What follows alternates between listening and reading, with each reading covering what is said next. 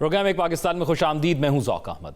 नाज़रीन, मशरक़ वुस्ता इस वक्त बारूद के एक ऐसे ढेर पर आ खड़ा हुआ है जहां जंग की एक छोटी सी चिंगारी भी पूरे खित्ते को अपनी लपेट में ले सकती है। तेहरान से वाशिंगटन तक सिफारती और फौजी हलकों में शदीद हलचल मची है और इस नई कशीदगी का सबसे बड़ा मरकज़ ईरान के नए सुप्रीम लीडर मुश्तबा खामनाई का वो हौलनाक ऐलान है जिसने दुनिया को हिला कर रख दिया है। अपने वालिद और साबिक सुप्रीम लीडर शहीद सैयद आयतुल्लाह खामनाई की तदफीन और आखिरी रसूमात के फौरन बाद उन्होंने एक इंतहाई सख्त तहरीरी बयान जारी करते हुए वाशिंगटन को बराह रास्त ललकारा है। मुश्तबा खामनाई ने वाशिंगटन और उसके इत्तेहादियों को खबरदार करते हुए कहा है कि सुप्रीम लीडर का कत्ल अब किसी एक फर्द का मामला नहीं बल्कि पूरी ईरानी कौम का मुतालबा है और इस खून का बदला हर हाल में लिया जाएगा। उन्होंने अहद किया है कि वो इन मुजरिमों को किसी सूरत माफ नहीं करेंगे और कातलों की शनाख्त हो चुकी है, इसलिए वो अब इंसाफ की गिरफ्त से बचने की उम्मीद बिल्कुल ना रखें। मगर ईरान से उठने वाली बदले की शदीद आग के जवाब में अमेरिकी सदर डोनाल्ड ट्रंप की इंतजामिया ने भी एक इंतहाई सख्त और खतरनाक मौक़िफ़ इख्तियार कर लिया है। अमेरिकी न्यूज़ वेबसाइट एक्सियोस ने 3 आला अमेरिकी ओहदेदारों के हवाले से सनसनीखेज इंकशाफ किया है कि वाशिंगटन ने इलाकाई सालिसों के जरिए तेहरान को एक सख्त अल्टीमेटम भेजा है जिसमें ईरान से मुतालबा किया गया है कि वह हफ्ते के रोज ही अवामी सतह पर यह ऐलान करे कि आबनाए हरमज आलमी जहाजरानी के लिए मुकम्मल तौर पर खुला है और वहां तिजारती जहाजों पर हमले फौरी बंद किए जाएं। अमरीकी हुक्काम ने दो टोक अल्फाज में खबरदार किया है कि अगर ईरान ने ऐसा करने से इनकार किया तो उसके नताइज इंतहाई संगीन और हौलनाक होंगे, क्योंकि वाशिंगटन के मुताबिक ये हमले इस नाजुक इस्लामाबाद मफाहमती यादाश्त की खुली खिलाफवर्जी हैं जिस पर महज 3 हफ्ते कबल दोनों फरीकैन ने दस्तखत किए थे।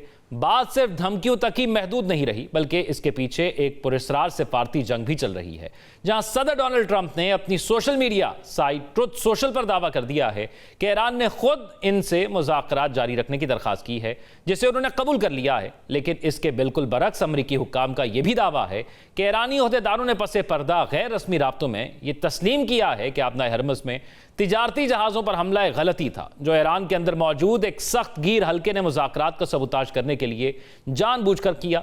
तहम ईरानी वजारत खारजा के तर्जुमान इस्माइल बकाई ने अमरीकी सदर के उन तमाम दावों को अक्सर मुस्तरद करते हुए वाज़ेह किया है कि तेहरान ने अमरीका से मुज़ाकरात की कोई दरख्वास्त नहीं की बल्कि वह आबनाए हरमज की सूरत हाल को मामूल पर लाने के लिए सिर्फ अपने इलाकाई दोस्तों के साथ ताउन कर रहा है। इसी तकरार और तनाव के बीच ईरानी वजीर खारजा अब्बास अरागची हंगामी तौर पर ओमान के दारुल हुकूमत मस्कत पहुंच चुके हैं ताकि वहां ओमानी हुक्काम से मुलाकात करके आबनाए हरमज के बहरान और समुद्री तहफ़्फ़ुज़ के लिए कोई मुनासिब तरीक़ाकार वज़ा कर सकें।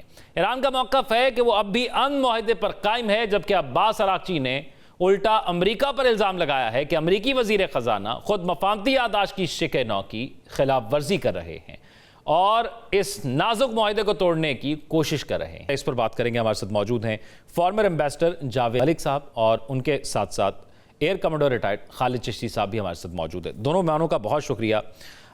मैं जावेद मलिक साहब आपसे आगाज़ करना चाहूँगा और ये हमने सारी सिचुएशन देखी कि क्या कुछ हुआ गुज़िश्ता 5 महीनों के अंदर, लेकिन आबनाए हरमज जो कि 28 फरवरी से पहले कोई इशू नहीं था, अब 28 फरवरी के बाद वो इशू बन चुका है। तो अगर ईरान उस पर बज़िद होता है कि जिस तरीके से वो मुस्तकबिल में इसको लेकर जाना चाहता है वो वैसे ही लेकर चलेगा, तो क्या इसको दुनिया कबूल कर लेगी? आपको क्या लगता है? अब दुनिया बिल्कुल भी नहीं मान सकती। देखिए, बात यह है कि एक तो होती है हालत जंग। अब हालत जंग के अंदर आपकी जो स्ट्रैटेजी है वो मुख्तलिफ हो सकती है। ऑल्दो मैं एग्री नहीं करता उससे, लेकिन लोग कहते हैं कि everything is fair in love and war. तो हो सकता है जब जंग चल रही थी तो अगर इंटरनेशनल कानून को बालाए ताक रख के किसी स्ट्रैटेजी के तौर पर आबनाए हुर्मुज़ को इस्तेमाल किया गया, वेपनाइज किया गया उसको, तो वो गलत था। लेकिन हो सकता है वो हुआ, उसके बारे में आप कुछ कह सकते हैं। अमेरिका ने भी ब्लॉकेड लगाई और जो है ईरान ने भी लगाई। लेकिन अब ज़ौक साहब, हम तो निकल रहे हैं हालत जंग से। हालत जंग तो अब नहीं है। अब तो हम चाह रहे हैं कि इस MOU यानी 4 महीने की जो तवील मुज़ाकरात हुई जिनको लीड किया पाकिस्तान के फील्ड मार्शल ने और प्राइम मिनिस्टर ने, उसके बाद कतर ने भी बहुत ही मीनिंगफुली कंट्रीब्यूट करने के बाद हमने देखा कि एक MOU सामने आया। इस MOU का क्या मकसद है? इस MOU का मकसद ये है कि हम हालत जंग से निकलें और हम वापस अमन की तरफ जाएं, और एक लाए अमल तय किया गया है उस MOU के अंदर। और अगर MOU के ऊपर आप नजर डालिएगा तो उसमें शिक नंबर 4 और 5 में वाज़ेह तौर पर लिखा गया है कि अमेरिका अपनी ब्लॉकेड हटा देगा और ईरान जो है वो भी अपने जो उस इलाके में कंट्रोल उसने किया हुआ था उसको वो ओपन करेगा आमदो रफ्त के लिए। सिविलियन शिप्स जो कि ऑयल टैंकर्स हैं प्राइमरीली, और उसके अलावा फर्टिलाइजर और इसके अलावा अशिया खुर्दनोश की जो वहां से आमदोरफ्त होती है उसको यकीनी बनाया जाएगा। उसके अलावा जो दूसरी बहुत चीज अहम है, मैं समझता हूं कि बहुत ही ऑब्जेक्टिव एनालिस्ट जो हैं दुनिया भर में, वो तो ये कह रहे हैं कि ये जो एमओयू है इसके अंदर अगर आप इसको बगौर देखें तो इसके अंदर तो एक तरह से टिल्ट नजर आता है in the favour of Iran, यानी इकोनॉमिक जो उनके ऊपर सैंक्शंस लगी थी वो उनसे उनका छुटकारा हासिल कर रहे हैं, वो दुनिया की कमिटी ऑफ नेशंस का हिस्सा बन सकते हैं। और आपको जस्ट कॉन्टेक्स्ट के लिए मैं बताऊं कि hundreds of billions of dollars की रिकंस्ट्रक्शन प्रोग्राम का जिक्र किया गया है। जस्ट टू अंडरस्टैंड दिस, हम पाकिस्तान के अंदर 4-5 बिलियन डॉलर के लिए हम कितने पापड़ बेल रहे होते हैं, कभी आईएमएफ के पास, कभी हमारे बरादर ममालिक के पास, तो यहां पे तो हंड्रेड्स ऑफ बिलियंस की बात की गई है। तो बहुत से ऑब्जेक्टिव एनालिस्ट ये समझने से कासिर हैं कि इतनी बड़ी जो आपको एक रिलीफ मिल सकती है जिसके नतीजे में आपके मुल्क की तकदीर बदल सकती है, आप उसको इग्नोर करके आपनाए हुर्मुज के ऊपर इतना स्टफ स्टैंड क्यों ले रहे हैं? यानी आपनाए हुर्मुज तो पहले भी खुली हुई थी और उस वक्त भी आपका मुल्क था, यानी आपनाए हुर्मुज इतना कोई क्रूशल इशू नहीं है। जो हाँ, जंग में कुछ लोग शायद उसका कोई खींचतान के कुछ जवाब साबित कर लेंगे, ठीक है जंग थी हमने उसको किया। अब तो हम जंग से जब निकल रहे हैं तो मैं समझता हूं कि अगर ईरान थोड़ा सा इसमें तहम्मुल मजाजी से और ये इस पर नजरसानी करेगा तो ये उनके अवाम के इंटरेस्ट में है, यानी उनकी इकोनॉमिक रिवाइवल के इंटरेस्ट में है। तो मैं समझता हूं कि ये बिल्कुल ऐसे ही अगर प्रेसिडेंट ट्रंप हैं वो जो बात कहते हैं हम उनसे अग्री नहीं करते, मतलब कुछ ऐसी बातें उनकी जरूर होती हैं जो कि अल्फाज का चुनाव जो है वो सही नहीं होता, लेकिन उसके पीछे अब इस खित्ते में अमन हासिल करना तो हमारे इंटरेस्ट में है ना। अमेरिका तो दूर से आया है, यानी ईरान को तो यहीं रहना है, पाकिस्तान को यहीं रहना है, गल्फ ममालिक को यहीं रहना है। आपस में अगर आपकी एक अंडरस्टैंडिंग डेवलप हो सकती है तो उसका फायदा किसको होगा? ईरान को होगा। तो मेरी नजर में थोड़ा इसके ऊपर नजरसानी करनी चाहिए। और जो ये हमले किए गए हैं सिविलियन टैंकर्स के ऊपर, जिनके ऊपर थाईलैंड का झंडा था, जिन पे सऊदी अरेबिया या कतर का झंडा था, कतर वो मुल्क है जो कि अमन के लिए आपके साथ खड़ा हुआ है। यानी स्विट्जरलैंड का आपने जिक्र किया, वहां पे हमारे वजीर आजम के साथ कतर के वजीर आजम भी आए हुए थे, यानी वो कितने इन्वेस्टेड हैं इस पीस प्रोसेस में। तो उनके टैंकर पे हमला करना मैं समझता हूं गैर मुनासिब था। अगर कोई वहां पे है इशू तो उसका हल जो है वो मुज़ाकरात के जरिए, आपस में डायलॉग के जरिए चलें। अब अमेरिका से आपका ट्रस्ट नहीं है, आप कतर से बात कर सकते हैं, पाकिस्तान से कर सकते हैं, मीडिएटर से कर सकते हैं, लेकिन उम्मीद ये की मेरी उम्मीद तो यह है कि दोबारा इस तरह का हमला नहीं होगा। क्योंकि देखिए इसका रिपरकशन जो है वो सिर्फ खित्ते के लिए सिर्फ जंग नहीं है, बल्कि पूरी दुनिया की इकोनॉमी को हिला रही है ये तमाम जो एक जमूद तारीख है इस वक्त हमारी इकोनॉमी। तो आई होप के एक कॉमन सेंस प्रिवेल करेगी और डिप्लोमेसी को एक और मौका मिलेगा इंशाल्लाह। खालिद चिश्ती साहब, क्योंकि एक बयान जो है वो डोनाल्ड ट्रंप साहब की जानिब से यह आया कि तकरीबन 1000 के करीब जो मिसाइल हैं उनका रुख ईरान की तरफ है। सो मिलिट्री सिचुएशन कैसी है इस वक्त आप देख रहे हैं? क्योंकि हमने देखा एक गैप भी है, वो जब 40 दिन की जंग होती है उसके बाद सीज फायर का, फिर ये टेक्निकल टॉक्स के अब 60 दिनों में से काफ़ी कुछ दिन तो गुजर चुके हैं। सो कहा जा रहा था कि इतने टाइम के अंदर ईरान भी अपने आप को जो है वो रीफ्यूल कर रहा होगा और अमेरिकन बेसिस पर अमेरिका भी कर रहा होगा। सो राइट नाउ सिचुएशन है क्या? किसके पास कितनी मिलिट्री पावर है खित्ते में? उसमें इजाफा हुआ या कमी हुई? जी बहुत शुक्रिया जोक साहब, आपने इनवाइट किया है। देखिए मिलिट्री माइट तो वही है, खास तौर पर अमेरिका की तो बहुत ज्यादा डेंट नहीं पड़ा, बिकॉज पहले इतनी बड़ी फोर्स है, तकरीबन 6500 उनके पास फाइटर जहाज हैं, मरीन के पास कोई 800 हैं, 1500 के करीब नेवी के पास हैं, 4500 के करीब उनकी एयरफोर्स के पास हैं। तो वो तो सिर्फ 43 जहाज जो मुख्तलिफ ड्रोन वगैरह तबाह हुए हैं, तो अमेरिका को ओवरऑल तो फर्क नहीं पड़ा, नंबर 1। नंबर 2, जो फोर्स डिप्लॉयड थी पिछली दफा, वो एयरक्राफ्ट कैरियर उन्होंने 2 डिप्लॉय किए थे, आपको याद होगा, लेकिन जब नुकसान हुआ उनको तो पुल बैक करके पीछे ले गए। अब जरा विजुलाइज करेंगे, ये एयरक्राफ्ट कैरियर तो अभी भी उसके पास 11 है, 2 नहीं है सिर्फ डिप्लॉयड जो थे। एयरक्राफ्ट कैरियर बुनियादी तौर पर तकरीबन 4.5 एकड़ का एक जमीन का समझे टुकड़ा होता है जो समंदर पर फ्लोट कर रहा है, 70 जहाज उस पे होते हैं, तकरीबन 4500 का क्रू होता है उसके पास। तो ये डिप्लॉय किए गए थे, लेकिन बिकॉज ऑफ डिस्ट्रक्शन रीच में ईरान की वो पुल बैक कर लिए गए थे। अभी वो पुल बैक फर्दर कर लिए गए हैं, लेकिन उनको डिप्लॉय करने में देर नहीं लगती, नंबर 1। जो खतरनाक बात है, जो प्रेसिडेंट ट्रंप पर प्रेशर है, वो यही है। नेतन्याहू क्योंकि जंग चाहता है किसी तरीके से अमेरिका को ज्यादा उसमें खींच ले, इस वक्त भी तकरीबन 16 बेसेस हैं, चाहे जितने भी इफेक्टिव हैं, लेकिन तकरीबन 50,000 ट्रुप्स जो हैं अमेरिकन इसी खित्ते में मौजूद हैं। अगर आप ग्लोबल पर्सपेक्टिव से देखें कि मिलिट्री की कितनी फोर्स दुनिया में आमतौर पर फौज कितनी तादाद की होती है, तो दुनिया के जो 192 ममालिक है, 140 ममालिक की जो फौज है तकरीबन उनका 50,000 या उससे कम फौज है। दैट मीन्स इमेजिन करें कि कितनी ज्यादा फौज या ट्रुप्स इस वक्त मौजूद हैं। यही प्रेसिडेंट ट्रंप को शायद दिलाई जा रही है कि आप मिलिट्री माइट हैं, आप अभी भी सुपर पावर हैं, आप अनलीश करें। जो 1,000 मिसाइल आप कह रहे हैं कि जी वो निशाना लिए बैठे हैं, तो वो बिल्कुल है। लेकिन अगर ये निशाना लिए बैठे होते, अगर ये 50,000 ट्रुप्स जो पहले भी मौजूद थे, ये जो 11 एयरक्राफ्ट कैरियर पहले भी थे, ये अमेरिका के पास जंग से पहले भी थे, पिछली जो जंग शुरू हुई थी जब, लेकिन वो रिजल्ट वो नहीं दे सके जो वो मिलिट्री ऑब्जेक्टिव हासिल करना चाहते थे। और खास तौर पर जो न्यू फाउंड लीवरेज ईरान को मिली स्टेट ऑफ हॉर्मुज की शक्ल में, वो नहीं मैनिफेस्ट कर सके। जब वो नहीं कर सके तो दोनों मुल्कों के पास पीस, अमन की तरफ जाने के अलावा चॉइस को नहीं। ईरान ने भी बहुत डिस्ट्रक्शन कराई, 20,000 के करीब इंस्टीट्यूशंस और टारगेट्स तबाह करवाए। अमेरिका ने अपनी वो मिथ या माइट या जोम जो था वो कॉम्प्रोमाइज किया, रीजन में अपना इन्फ्लुएंस कम करवाया। अब ऑप्टिकली दोनों साइडें चाहती हैं साबित करें, परसेप्शन नैरेटिव के बयानी की जंग ये कि हम जीते हैं, हम जीते हैं। इसीलिए आपने देखा कि प्रेसिडेंट ट्रंप कह भी रहे हैं, लेकिन लिमिटेड स्ट्राइक करने के बाद वो रोक भी लेते हैं, फिर टेक्निकल टीमों को डिस्करेज भी नहीं करते हैं, फिर ईरान को कहते हैं कि अच्छा मैं बड़ी हैरत हुई कि इतने लोग उनको मोहब्बत करते थे आयतुल्लाह खामनेई। तो ये सारे का सारा ऑप्टिक्स की जंग है।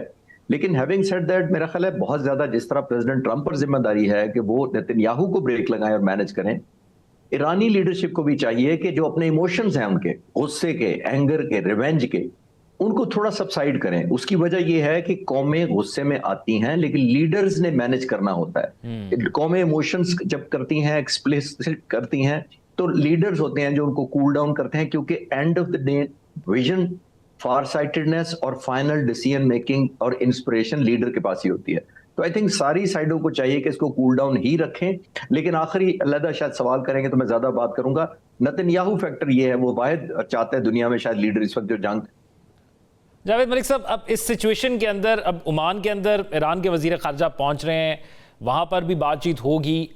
आपको लगता है कि जो सिचुएशन हुई पिछले 3 दिनों के अंदर वो रिपीट नहीं होगी? और फिर जिस किस्म के बयान, जैसे डोनाल्ड ट्रंप साहब का बयान कि 1,000 मिसाइल रुक किए बैठे हैं ईरान का, फिर यहाँ से मुश्तबा खामनाई साहब का बयान कि रहबर आला अली खामनाई साहब और दीगर शहादा का, उनकी जान का बदला लिया जाएगा। सो ये तो समझा जा रहा था कि सेटल डाउन चीज़ें हो गई हैं, लेकिन अब ऐसा लग रहा है कि वो तो जो सब कुछ था वो अपनी जगह मौजूद है। सो आपको लगता है कि हार्ड लाइनर जो है दोनों साइड से वो बार बार सबूताज कर रहे हैं? देखिए, इसमें ज़रूर वजन है आपकी बात में। हार्ड लाइनर्स जो हैं वो, देखिए प्रेसिडेंट ट्रंप का जहाँ तक जिक्र है आप कर रहे हैं, तो उनके जो इर्द गिर्द लोग हैं वो तो ऑब्वियसली वहाँ पे तो कोई डिफरेंस ऑफ ओपिनियन नहीं है, बिकॉज द सिस्टम जिस तरह से अमेरिका का जो पॉलिटिकल सिस्टम है वहाँ पे, क्योंकि प्रेसिडेंट डायरेक्टली इलेक्ट होके आता है, यानी ऐसा नहीं है कि जैसे हमारे मुल्क में एक पार्लिमानी निज़ाम है जहाँ पे आपको वोट ऑफ कॉन्फिडेंस लेनी पड़ती है और आपको अपने एलाइज और इन सबको संभालना पड़ता है। यहाँ पे प्रेसिडेंट को लोग डायरेक्टली इलेक्ट करते हैं, तो वो फुली एम्पावर्ड होता है डिसीजन मेकिंग के लिए। वो जब प्रेसिडेंट बन जाता है तो फिर वो अपने काबिना को जो है वो चूज कर लेता है। तो जो उनके इर्द गिर्द लोग हैं वो तो उनके व्यू पॉइंट के साथ ही हैं, तो उनके अंदर एज सच नहीं कि कोई हार्ड लाइनर या वो है। लेकिन यकीनन एक लोग ये समझते हैं कि कुछ लोगों का जो नुक्ता नजर है वो ये है कि इस जंग को आगे बढ़ना चाहिए, मतलब they should have taken the further escalation. लेकिन बहुत बड़ी तादाद ऐसी है जो कि समझती है कि अमन होनी चाहिए, क्योंकि आप देखें कि इवन उनका जो इस्लामाबाद का जिक्र किया था आपने अपने इब्तदाइये में, तो जो उनका वहां से 22 घंटे की फ्लाइट लेके इस्लामाबाद आना, फिर कतर जाना, तो ये इस चीज का अंदिया देता है कि वो भी चाहते हैं कि इस मसले का हल हासिल किया जा सके। खालिद चिश्ती साहब, क्योंकि ये जो बयानात जिस किस्म के आ रहे हैं क्योंकि जब ये वॉर टॉक्स पर चली गई और फिर एक टेक्निकल सतह पर मुज़ाकरात होना शुरू हो गए, तो यही समझा गया कि दोनों तरफ एक दूसरे को जितना नुकसान पहुंचाना था वॉर के अंदर पहुंचा लिया गया। जैसे एम्बेसडर साहब ने कहा कि वॉर के अंदर कुछ चीज़ें सूट करती हैं, लेकिन जब वॉर ख़त्म हो जाती है तो उस तरह की चीज़ें दोबारा सूट नहीं करती।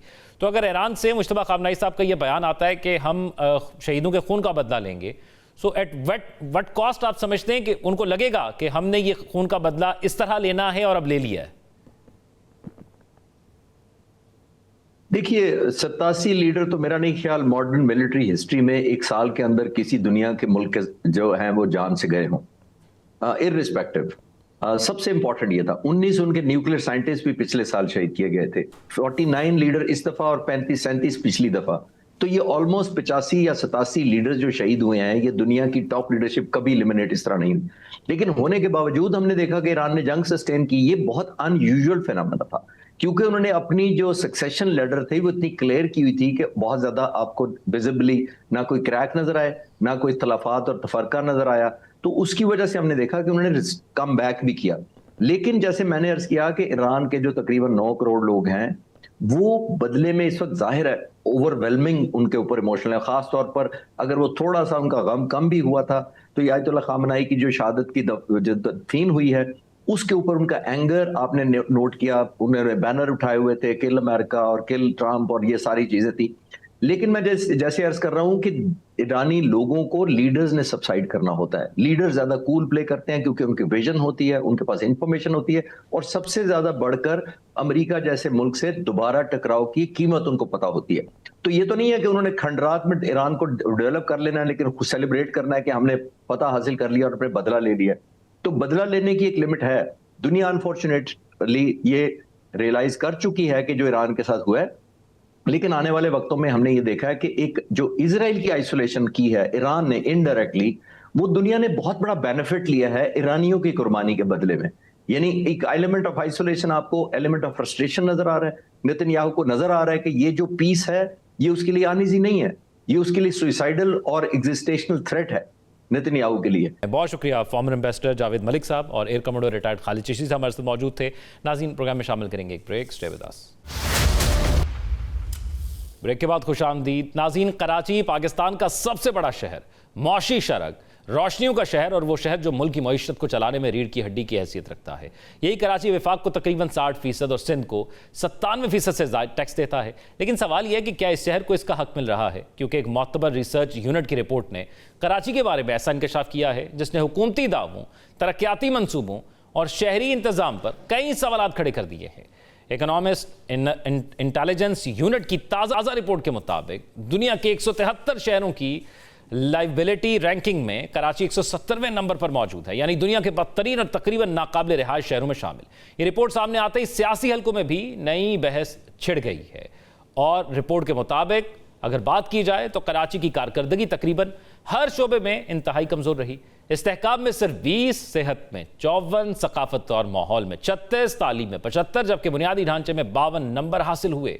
इस रिपोर्ट के बाद एमक्यूएम पाकिस्तान ने सिंध हुकूमत और खुसूसन पीपल्स पार्टी को शदीद तनकीद का निशाना बनाया। तर्जुमान एमक्यूएम का कहना था कि कराची की टूटी हुई सड़कें, हर तरफ फैली गंदगी, पानी का संगीन बहरान और बदतरीन ट्रैफिक मसाइल पीपल्स पार्टी की कई बरसों पर मुहित बदइंतजामी का वाज़ेह सबूत है। एमक्यूएम के मुताबिक पीपल्स पार्टी ने कराची को बुनियादी सहूलतों से महरूम रखा और सिर्फ दावे किए, जिसके नतीजे में शहर आलमी दर्जाबंदी में मुसलसल तनज़ली का शिकार होता गया।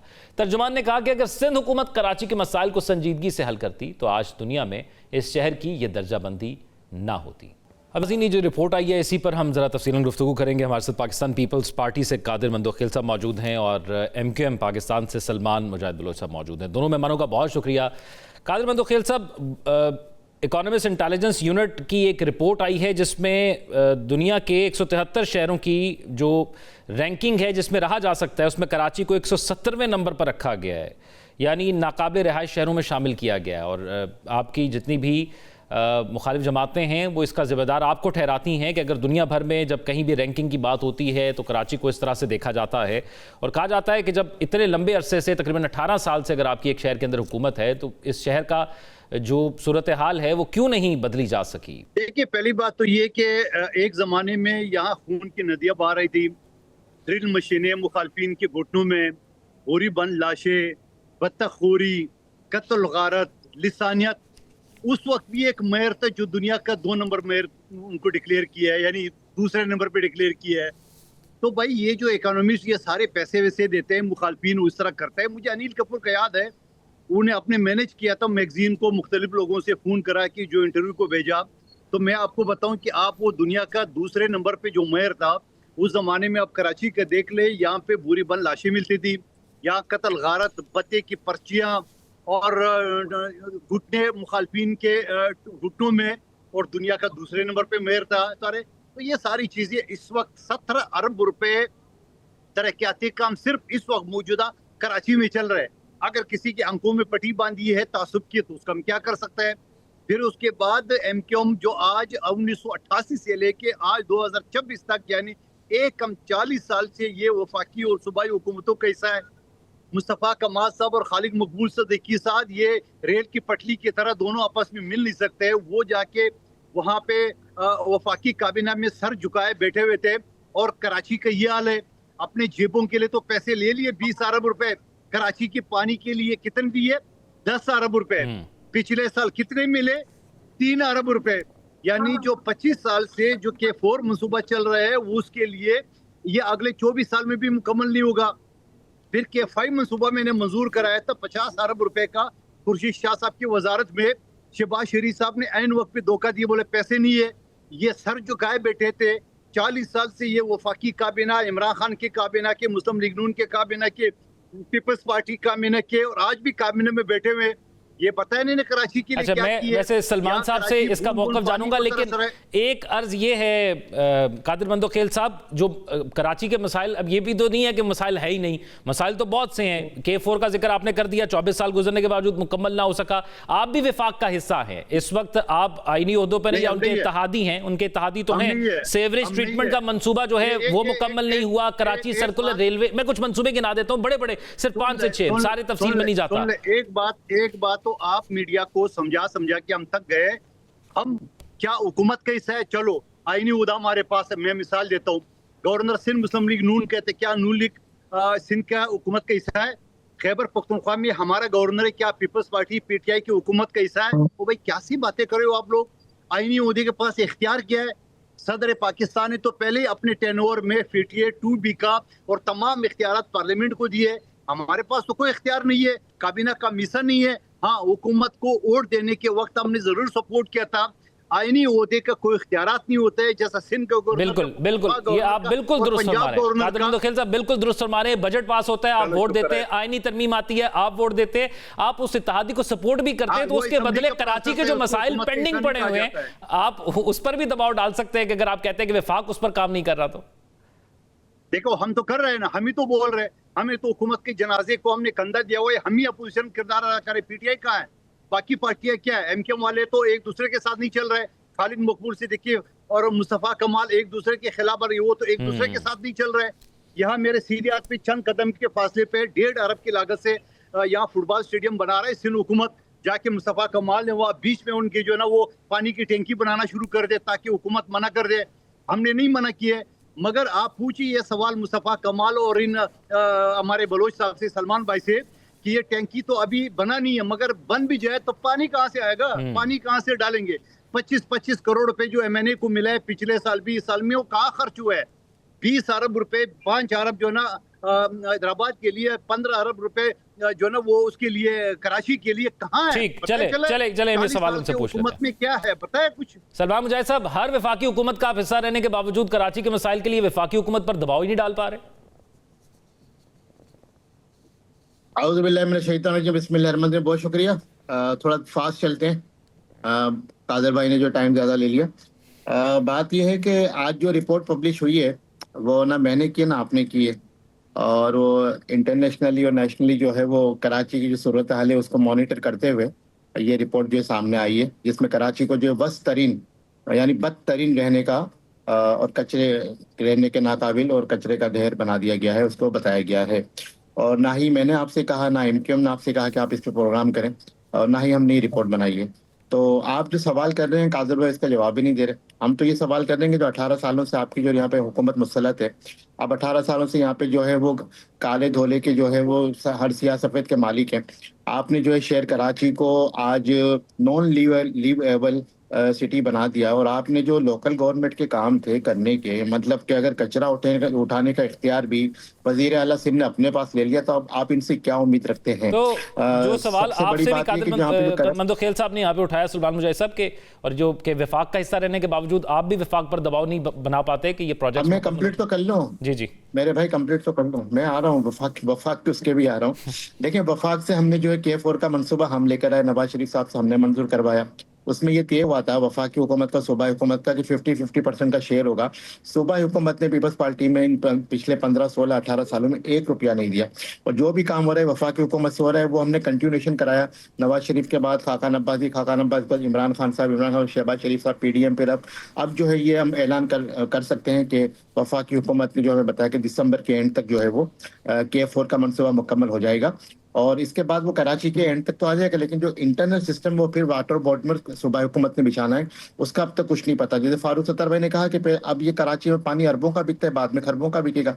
इसी तरह से जो ग्रीन लाइन आई, ग्रीन लाइन का मनसूबा भी MQM ने पास करवाया कराची के लिए। अल्हम्दुलिल्लाह उस पर ग्रीन लाइन चल भी रही है, उस पर काम भी हो रहा है। और इसी तरह से वफाक के मनसूबे हैं। अब आप देखें ना, जो हमारे जो मरदमशुमारी हुआ था, कहाँ ये होता है कि आप 2 साल में जो है मरदमशुमारी कराएं, लेकिन MQM ने जो 70-80 लाख लोगों को जो है मिस कर दिया गया था, उनको जो है MQM ने दोबारा मरदमशुमारी करा के कराची के रिहायशियों को वापस लेकर आए। लेकिन देखें, जब 18वीं तरमीम के बाद सारे इख्तियार तो सूबाई हुकूमत के पास आ गए ना, इवन के हेल्थ के, एजुकेशन के, हर चीज़ के इख्तियार आपके पास आ गए। और जो सूबाई हुकूमत होती है वो हर चीज़ की जिम्मेदार होती है। शहर कराची आपका माशी हब है, यहाँ से जो है मुल्क पाकिस्तान को 70 से 75% जो है रेवेन्यू दिया जाता है, सूबाई सिंध को 90-95% जाता है। लेकिन बदले में कराची को क्या मिलता है? ना वफाकी हुकूमत कुछ दे रही है, ना हमको, ना सूबाई हुकूमत कुछ दे रही है। और ये जिम्मेदारी बेसिकली सूबाई हुकूमत की है कि जो लोकल गवर्नमेंट है वो कॉन्स्टिट्यूशन ऑफ पाकिस्तान के तहत 3rd टियर ऑफ गवर्नमेंट है और बेसिक डेमोक्रेसी कहलाती है। UC हो गया, टाउन हो गया, आपका मेट्रोपॉलिटन हो गया, तो आपने उसको इख्तियार देना है। हम यही तो कह रहे हैं कि जो आर्टिकल 148 की जो अमेंडमेंट की हम बात कर रहे हैं, उसमें पंजाब असेंबली ने भी करारदाद पास कर दी, नॉन लीग भी जो है हमारे साथ है, KPK भी हमारे साथ है, आपका जो है वो बलूचिस्तान हमारे साथ है, लेकिन पीपल्स पार्टी जो है उसमें रुकावट है। 26वीं तरमीम में हम ला रहे थे, पीपल्स पार्टी ने ब्लैकमेलिंग किया, रोक दिया गया। एक जुमला ले लें। आपने उन्हें बड़ा टाइम दे दिया, उन्होंने इधर उधर की तो बहुत सी बातें की, लेकिन टॉपिक पे तो बात ही नहीं की उन्होंने। उनकी नाअहली पे बात नहीं की, उनकी इनकॉम्पिटेंसी पे बात नहीं की, इनकी क्रिमिनल नेग्लिजेंस पे भी बात नहीं की।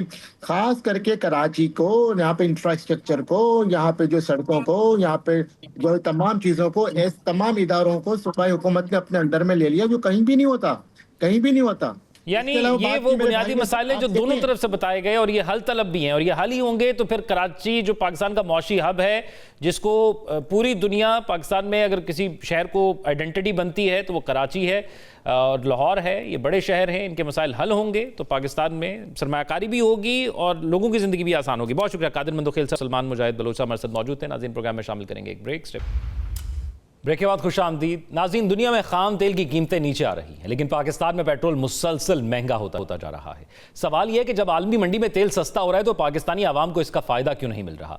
आखिर वो रिलीफ कहा गया जिसका वादा किया गया था कि आलमी कीमतों में कमी का हर फ़ायदा आवाम तक पहुँचाया जाएगा। महंगाई के बोझ तले दबे आवाम के लिए एक और बुरी खबर भी सामने आई है। हुकूमत पाकिस्तान ने न सिर्फ पेट्रोलियम मसनूआत की कीमतों में इजाफा किया बल्कि पेट्रोलियम लेवी में भी रिकॉर्ड इजाफा कर दिया है। हुकूमत ने पेट्रोलियम लेवी में 9 रुपये 36 पैसे फी लीटर का इजाफा करते हुए इसे 80 रुपए फी लीटर तक पहुंचा दिया, जो अब तक की बुलंद तरीन सतह है। सरकारी नोटिफिकेशन के मुताबिक पेट्रोल 13 रुपए 18 पैसे फी लीटर महंगा किया गया, जिसके बाद नई कीमत 297 रुपए 53 पैसे से बढ़कर 310 रुपए 71 पैसे फी लीटर हो गई। हाई स्पीड डीजल की कीमत में 13 रुपए 80 पैसे इजाफा किया गया, जिसके बाद नई कीमत 323 रुपए 30 पैसे फी लीटर मुकर्रर की गई। इसी तरह जेट फ्यूल 13 रुपए 23 पैसे फी लीटर महंगा कर दिया गया, जबकि मट्टी के तेल की कीमत में भी 11 रुपए 19 पैसे इजाफा करके नई कीमत 242 रुपए 33 पैसे फी लीटर मुकर्रर कर दी गई। लेकिन यहां असल सवाल यह है कि जब आलमी मंडी में खाम तेल तकरीबन $76 फी बैरल तक आ चुका है तो फिर पाकिस्तान में पेट्रोल सस्ता होने के बजाय मजीद महंगा क्यों हो रहा है? सो ये अवामी रिलीफ कब तक आवाम को प्रोवाइड कर दिया जाएगा? और फिर कीमत बढ़ती है तो साथ ही पेट्रोल महंगा कर दिया जाता है, लेकिन जब कीमत होती है तो फिर इंतजार किया जाता है कि कब उस कीमत पर खरीदा जाएगा और उसकी फिर कमी की जाए। इसी पर बात करेंगे। हमारे साथ मौजूद हैं खाकान नजीब साहब, जो कि माहिर मईशत हैं। बहुत शुक्रिया खाकान नजीब साहब आपके वक्त का। खाकान नजीब साहब, ये फरमाइएगा कि ये क्या फार्मूला है जिसके तहत पेट्रोल की कीमत का तयन किया जाता है या किस तरह तय की जाती है, और इस तमाम सूरत हाल के पेश नज़र इस वक्त जो आलमी मंडी में पेट्रोल की कीमत है उसको देखते हुए पाकिस्तान में मौजूदा कीमत क्या होनी चाहिए पेट्रोल की? तो सबसे पहली बात यह है कि एक इंटरनेशनल बेंचमार्क है प्राइस का, प्लाट्स सिंगापुर का जो हम लेते हैं, बहुत अरसे से हम लेते रहे हैं, ये एक बेसिक प्राइस तय करता है। ऑफ कोर्स मैटर करता है कि एक्सचेंज रेट क्या चल रहा है। फिर एक फ्रेट एंड शिपिंग कॉस्ट है जो बढ़ी हुई थी, अब नीचे भी आ गई है। इंश्योरेंस एंड हैंडलिंग चार्जेस हैं, ये भी बढ़े हुए थे, फिर नीचे आ गए हैं। ओएमसी मार्जिन्स हैं, इसके बाद डीलर कमीशन है, इनलैंड फ्रेट इक्वलाइजेशन मार्जिन है, पेट्रोलियम लेवी है, सेल्स टैक्स जो कि जीरो है इस वक्त, बट एक कस्टम्स ड्यूटी है इंपोर्ट पे। Just to understand, I think 24 रुपए है शायद पेट्रोल पे इस वक्त, और डीजल पे 33-34 रुपए। और आखिर में एक कार्बन लेवी है। जब आप इन सब चीजों को मिलाएं, 80 रुपए है मेरे ख्याल पेट्रोल पे इस वक्त, पेट्रोलियम लेवी, और जो शायद डीजल है उस पर 72 रुपए होगी। ये सब मिलाएं तो इस वक्त जो कीमत है वो आपके सामने है। जो कीमत आपको बढ़ी हुई दिखाई दे रही थी वो मिडल ईस्ट कॉन्फ्लिक्ट की थी, कीमत नीचे भी मिडल ईस्ट कॉन्फ्लिक्ट की वजह से ही आई। पर पेट्रोलियम लेवी लास्ट ईयर जो हमने क्लोज किया वो 1428 अरब का तखमीना था। अगले साल जिसमें अब आ गए हैं 2027 फाइनेंशियल ईयर जो है, इसमें जो तखमीना है वो 1677 अरब का है। तो आपको हर सूरत में बढ़ाना पड़ी अपनी, जिसे आप कहेंगे petroleum levy, just to get to that 1677 billion. So that is how you are operating. हमेशा याद रखिए कि ये तो एक इस तरह की बात है कि इसको बहुत स्ट्रक्चरली तब्दील अगर नहीं करेंगे ना इस मसले को, ये मैंने आसान लफ्जों में एक्सप्लेन कर दिया है कि वेयर वी स्टैंड। अब मैं जरा मुश्किल लफ्जों में इसको एक्सप्लेन करता हूं। प्रॉब्लम ये, आई अंडरस्टैंड कि everyone goes to the petrol pump, कीमत ऊपर नीचे आ रही है। एक तो हुकूमत का काम नहीं है कि वो ये काम करे।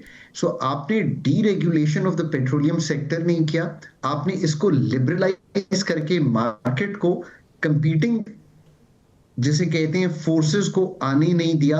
रेगुलेटर वीक है आपका, और जिसे कहते हैं ना रूल बेस्ड रेगुलेशन कर नहीं पा रहे। Upstream investment, expanding oil and gas exploration in Pakistan. 4000 MMCFD gas मेरे ख्याल 8-10 साल पहले हम प्रोड्यूस करते थे लोकली, अब आप कहीं 2-2.5 MMCFD पे आ गए हैं। इसके आगे अगर आप देखेंगे, आपने थर्ड पार्टी गैस सेल्स की एक्सेस ही नहीं दी। लिबरलाइज करना था, LNG को मंगवाने दें, आपको 8-9 कार्गोज की प्रॉब्लम आई ना। आप let the competitive market do it. SNGPL SSGC इसके ऑपरेशंस को आपने कभी भी, जिसके कहते हैं ना डिसमेंटल करके, इन कंपनीज को प्राइवेट सेक्टर में पनपने नहीं दिया। कहने का मकसद ये है, और सॉरी एक बड़ी आखिरी इंपॉर्टेंट चीज जो मैं हमेशा कहता होता हूँ, आपने अपनी रिफाइनरीज को कभी अपग्रेड नहीं किया।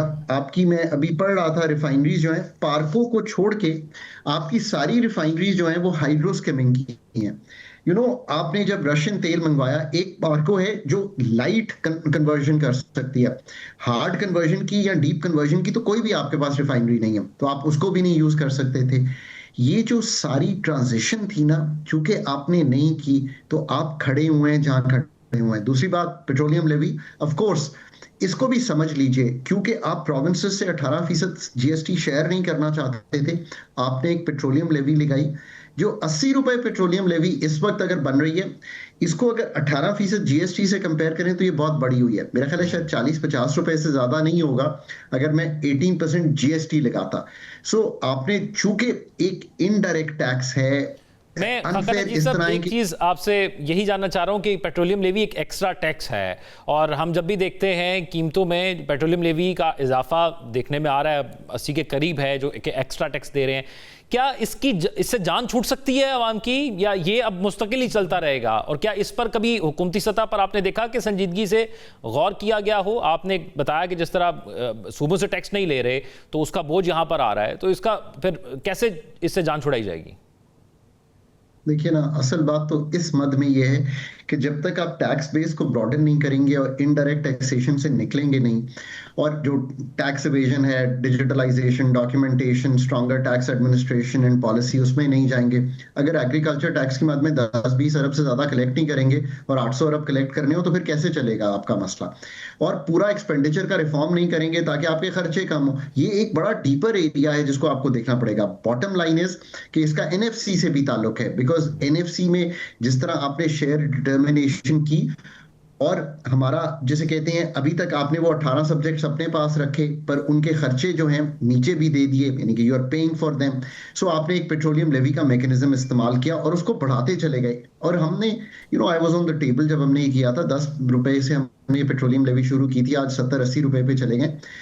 बहुत डीपर रिफॉर्म की जरूरत है पेट्रोलियम लेवी की मद में। ओवरऑल जिस तरह हम टैक्सेशन को आगे लेकर चलें, प्रोविंसेस क्या कमाती हैं? 0.8-0.9% ऑफ जीडीपी, सारा बोझ एफबीआर पे ना डालें। आज भी एफबीआर ने 13,000 अरब तो कलेक्ट किए।